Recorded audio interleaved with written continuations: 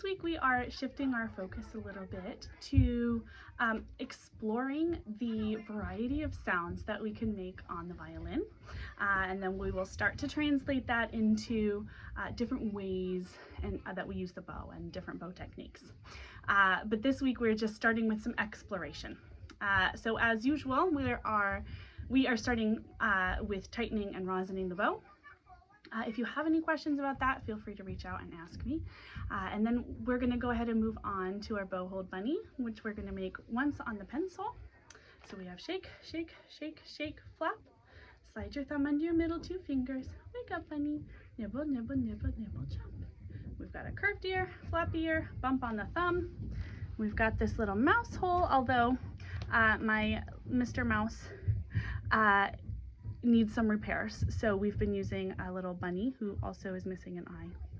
But we have named him Bow Hold Bunny, so he's coming to check for a bunny burrow here and our squashy knuckles. A couple extra things to look out for is we want to make sure that that pinky is really right on the top there. You'll notice that the bow has the same hexagonal shape as the pencil, and so we're really looking to make sure that the pinky is right on that top flat part and not reaching over or behind. We want it right on the top there. Alrighty, and yep, so that's our bow hold. We're going to do that once on the pencil and then 2 times on the bow. If your student is feeling confident and consistently making a good bow hold, they can skip the steps of getting into the bow hold bunny and just go ahead and place their bow hold bunny on the bow and then do those checks. So we've got our curved ear right on the top. You can see that right on the top. Curved ear, floppy ear, got a bump on the thumb, a little bunny burrow, and squashy knuckles. Alrighty, so we'll do that 2 times on the bow. We're just striving for consistency and getting that really good bow hold shape. All right, so then the next thing we're going to do is actually take a little walk with the violin.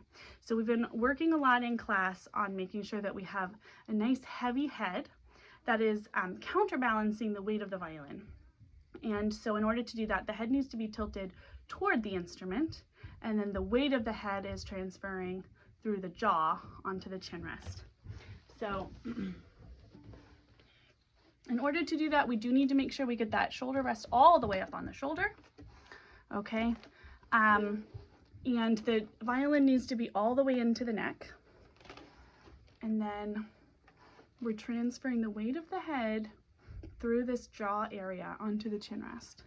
Okay, so the weight of the head, not pressure, but weight. The weight of the head counterbalances the weight of the instrument. And I can stand here completely relaxed. No tension, I'm not pressing onto the instrument, but the weight of my head is counterbalancing the weight of the violin, and that's what we're looking for. So occasionally I've been seeing students actually playing like this, so their nose is turned very far toward the instrument, and their head is tilted actually away from the instrument, and that's the opposite of what we want to see. We want to see nose mostly straight forward, perhaps a little turn toward the instrument, and then heavy head resting on that chin rest.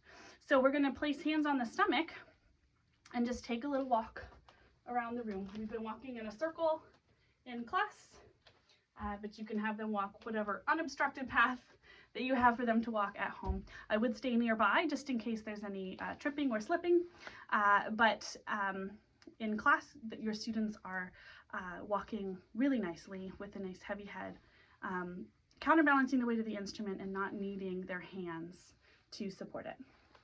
Alrighty. So next we're going to move on to our bow rhythm on each string. So our bow rhythm is do da day da do day, and we're starting with a down bow at that green marker, and we're on the E string. So it'll be like this, and then we can go to A and D and G. If your student struggles with this, then they can also do it on their arm. Do da day da do day. We do that in class a lot. Do da day da do day. And then they can try it again on the instrument.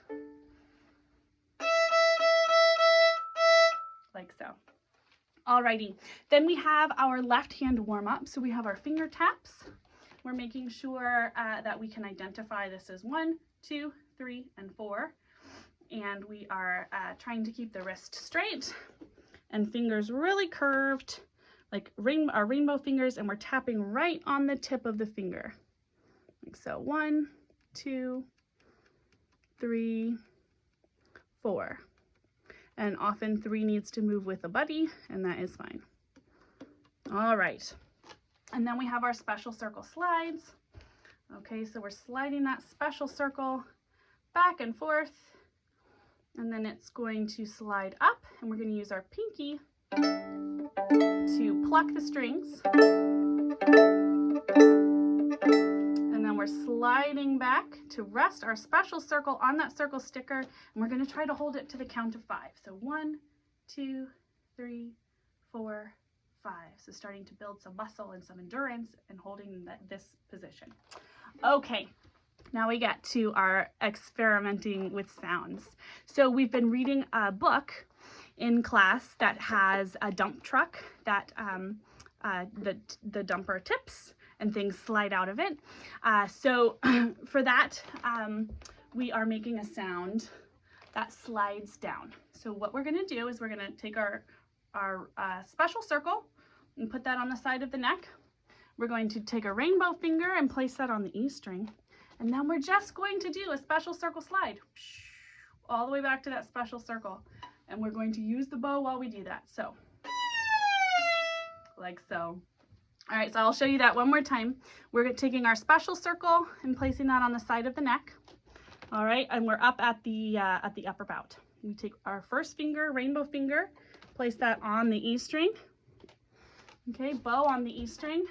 And we're going to do a special circle slide with the first finger on the E string as we move the bow. So like this. Okay, so that's our downward slide. And then everything else is for your students to experiment. We're trying to make a pig sound, a duck sound, a rooster sound, a hen sound, dog and cat sounds.